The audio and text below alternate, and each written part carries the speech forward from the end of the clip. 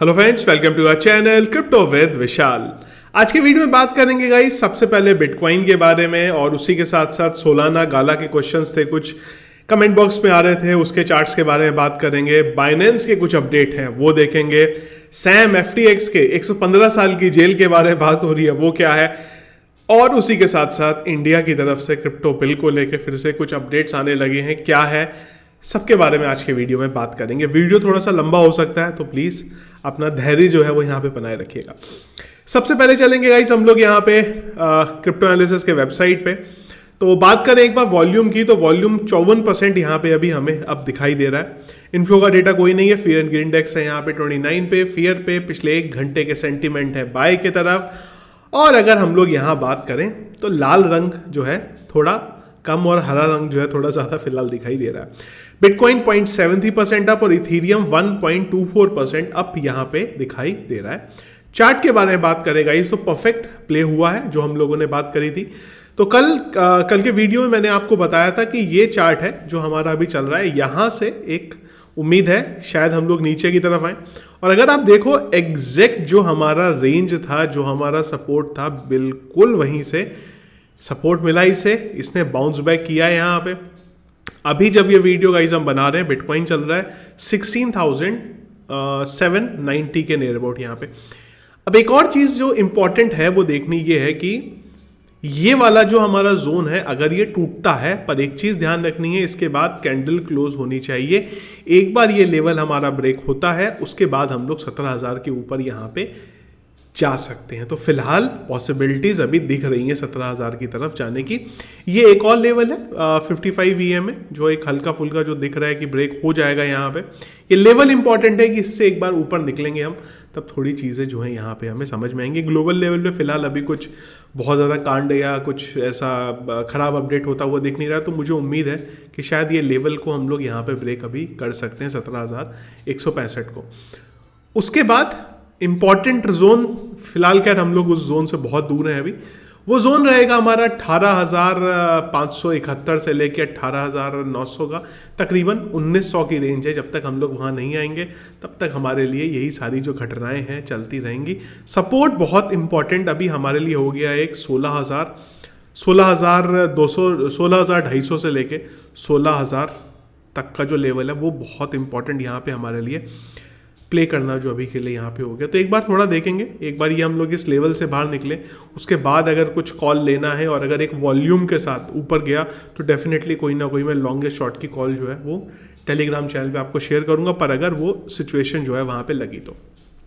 फटाफट चलेंगे सोलाना और गाला के बारे में क्योंकि बहुत सारे क्वेश्चंस आ रहे हैं। तो यार देखो सोलाना के बारे में दिक्कत क्या है कि प्रोजेक्ट वाइज कोई प्रॉब्लम नहीं है सोलाना की, लेकिन फाइट हुआ सोलाना का FTX का, क्योंकि सोलाना ने जो स्पीड अप से पंप हुआ था उसके पीछे कहीं ना कहीं FTX का बहुत बड़ा सपोर्ट हमेशा से सोलाना को रहा है। और वो टाइम पे ये कहानी भी आई थी कि FTX के पास सोलाना जो है उनके पोर्टफोलियो में पड़ा हुआ है और FTX ने सोलाना को काफ़ी सपोर्ट किया था ऊपर जाने में। तो उसके बाद से जब ये FTX वाला क्रैश हुआ वहाँ से सोलाना जो है नीचे गिरना स्टार्ट हुआ। सोलाना में कोई प्रॉब्लम नहीं है, एक प्रॉब्लम को छोड़ के, और वो है उनके नेटवर्क का इशू जिस पे टीम ऑलरेडी काम कर रही है। जो नेटवर्क उनका हॉल्ट होता रहता है वो मुझे पर्सनली लगता है, क्योंकि FTX वाला जो इशू था वो शॉर्ट टर्म के लिए था, वो एक बार होगा, टाइम बिन के बाद चीज़ें खत्म होंगी, फिर से प्रोजेक्ट अपने आप अपनी गति से चलने लगेगा। इंपॉर्टेंट है इनका नेटवर्क का, अगर वो नेटवर्क वाली कहानी सॉर्ट होती है डेफिनेटली सोलाना फिर से लॉन्ग रन पे जब मार्केट एक बार रिकवर होगा आपको अच्छा प्रॉफिट जो है यहाँ से देके जा सकता है। लेकिन अगेन वो नेटवर्क का थोड़ा ध्यान रखें। प्राइस के बारे में गाइस बात करें तो जब ये वीडियो में बना रहा हूँ सोलाना का प्राइस चल रहा है 12.36 USDT। अभी जो सपोर्ट जोन यहाँ पे दिख रहा है सोलाना का वो दिख रहा है 11.64 का, और जो रेजिस्टेंस है वो यहाँ पे दिख रही है 14.95 की। थोड़ा अगर बड़े लेवल पे हम लोग देखें तो इंपॉर्टेंट एरिया जहां से सोलाना का एक बार ब्रेकअप, किस तरीके से ब्रेकआउट इनफैक्ट जो बोलना है वो कैसे चलेगा, वो तब आएगा जब सोलाना एक्चुअल में ये लेवल को एक बार ब्रेक करेगा जो है फिलहाल हमारा $48 का। फिलहाल अभी तो खैर हम लोग उस लेवल से बहुत नीचे हैं। यहाँ पे मोटा मोटा एक बार ये $14 का लेवल हमारा ब्रेक होता है सोलाना का, उसके बाद एक बार दोबारा अपडेट करेंगे। सोलाना के साथ कोई प्रॉब्लम नहीं है, प्रोजेक्ट अच्छा है लॉन्ग रन के लिए। पर जो टेक्निकल इशू है वो एक बार रिजॉल्व हो तो अच्छा आपको ये दे सकता है। गाला के बारे में फटाक से बात करते हैं। तो गाला के बारे में गाइज एक जोन है फिलहाल वहाँ पे चल रहा है, और जिस जगह पे चल रहा है वो, उसका मैं एक आपको और चीज़ दिखाता हूँ जो मैंने देखी थी। अगर आप 1 वीक के चार्ट में देखेंगे ना यहाँ पे, तो जहाँ से सोलाना ने कहानी जहाँ से गाला ने कहानी स्टार्ट करी थी, गाला आज की डेट में वहीं पे पहुँच गया। और ये मैं बात कर रहा हूँ आपसे 2021 का सितंबर का, जहाँ से स्टार्ट हुआ था। फिलहाल हम लोग वहीं पे गाला के केस में यहाँ पे आ गए हुए। ये एक बुलिश पैटर्न है जो फिलहाल गाला के चार्ट में यहाँ पे दिख रहा है। मैं एक बार आपको थोड़ा छोटा करके दिखाता हूँ इसके बारे में। हाँ जी, तो ये जो चार्ट दिख रहा है यहाँ पे एक्चुअली में बुलिश पैटर्न है ये, और देखना अभी ये है कि क्या ये यहाँ से रिवर्सल लेगा, क्योंकि पैटर्न वाइज अगर हम लोग देखें तो इसको अभी यहाँ से एक रिवर्सल इस तरीके से लेना चाहिए, यहाँ पे इधर की तरफ कहीं। अगर ये रिवर्सल का पैटर्न लेता है तो मैं यहाँ पे जो प्राइस है फिलहाल अभी चल रहा है इसका 0.019, मैं यहाँ पे ये देख रहा हूँ कि अगर यहाँ से एग्जैक्ट पॉइंट से इसका रिवर्सल होता है तो ये क्या 0.0716 तक जाएगा कि नहीं जाएगा। इंपॉर्टेंट रहेगा अभी इस जगह पे इसका, क्योंकि अगर आप देखें ना तो ये बराबर इसी पॉइंट्स पे रिजेक्ट और सपोर्ट इसको मिला है। और ये मैं बात कर रहा हूँ आपसे जून से बात कर रहा हूँ, आप देख सकते हैं ये वाला पॉइंट था, देन ये वाला पॉइंट था, देन ये वाला पॉइंट, ये वाला पॉइंट, ये वाला पॉइंट सपोर्ट था। और रेजिस्टेंस के बारे में बात करेंगे, ये पॉइंट देख सकते हैं, इधर पॉइंट देख सकते हैं, इधर पॉइंट देख सकते हैं।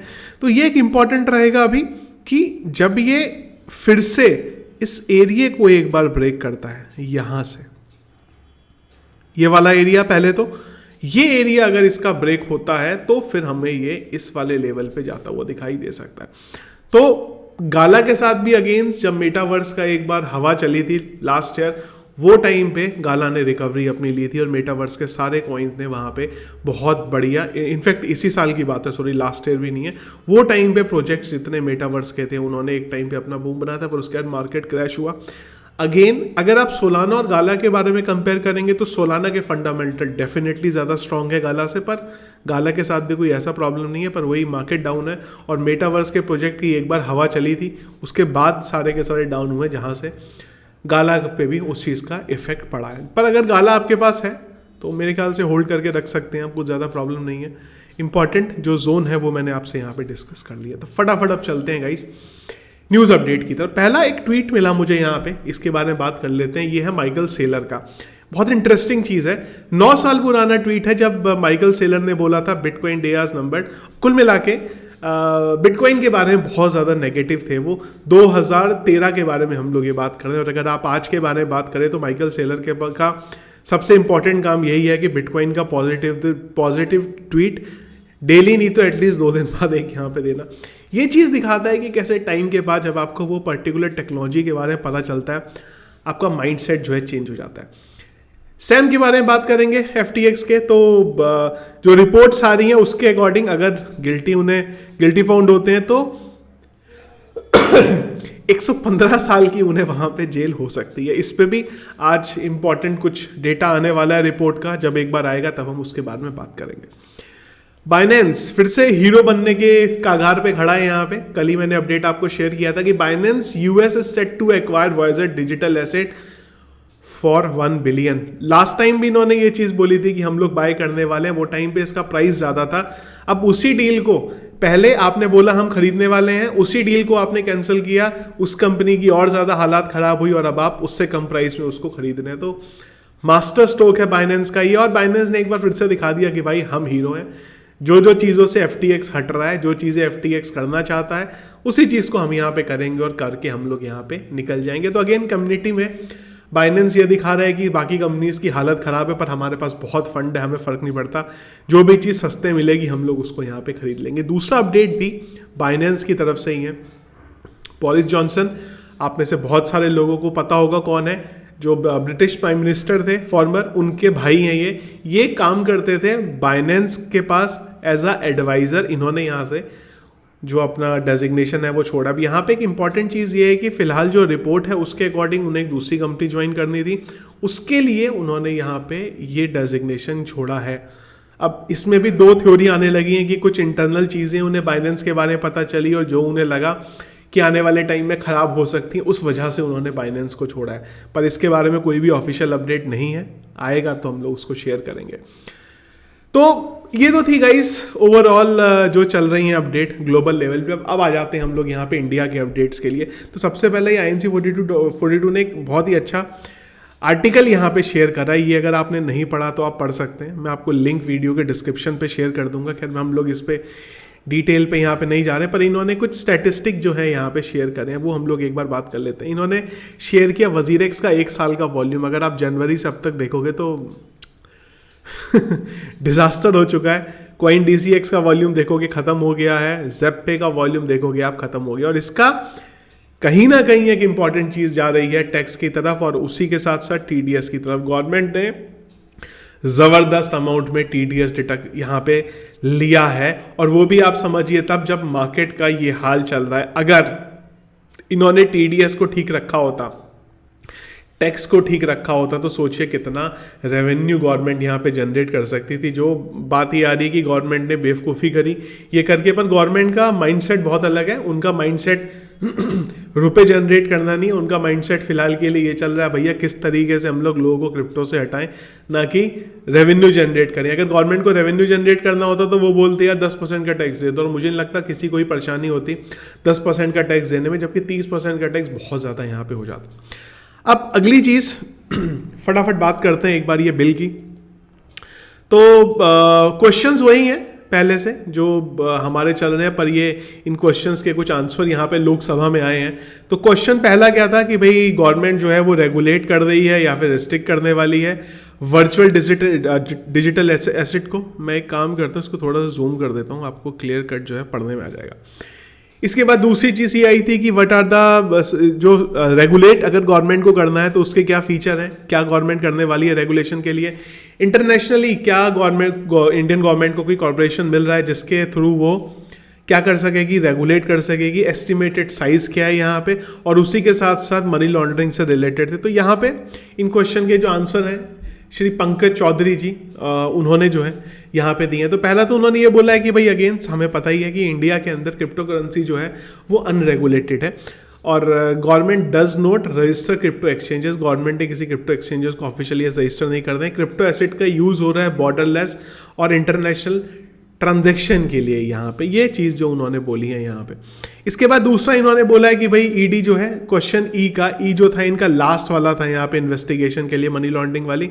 तो इन्होंने बोला है कि भाई ईडी है, ईडी इस चीज़ के लिए काम कर रही है यहाँ पे।